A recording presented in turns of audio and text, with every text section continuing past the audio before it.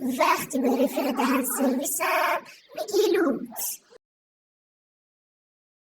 خوب بزنیدم کریم آقا میرم باز من یکی دید چیزش در اومد. کاش من انقدر دیپرس نبودم و وینچسترم هم روم و تو بیزنس نبودم و شیفت چیرت نبودم. زودتر دنبال پیشرفت باش. 16 سال پیش وقت داشت. 6 وقت تا این اندازه دنبال رد نبودم. سر زبونم چاق نبود، از درونم داغ نبودم. پی پرواز نبودم اما یهو از پشتم بال در اومد. بهم گفتن قول دادی پولدار بشی، روی فرشای قرمز و خوب راه بری، واسه دوستا تو ژانس بشی، توی روزنامه تو پاک کنی، بیا تو پات پلیس. من شب و روز کار کنی، نمیتونی پاک کنی، نمیتونی داغ شدی، نمیمونی شاس کنی که تو باغ کنی، گام موندی به جا جا موندی. بگو مگه چی به تو خیابون داد؟ کیا میان اونجا؟ اونا درد سرن، در بدرن، کله خرن، گله برن، اهل فنن، زر بزنن، در بزنن، زر ترک میشی بچه قشنگ. ترک وطن کن برو شهر فرنگ. بسته ونک دست برندتو بده دست قلم، مغز ترک خورده تو قلب هم از کن نقطه اوج این چرخ و فلکی همه دست بزنم. مرد نبرد منم، همه مرد منم، یخ شکنم، مغز این قطع منم.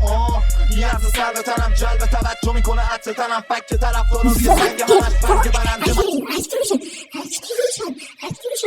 من دوره اثر مخفی تو رو میکنم بگیرم نفر بعدی. تو شنیدی ننش ازام شده ارتش، من مطمئنم که کندن هفت جدش. اگه زندن خشتک و پرچم شه ببره سخت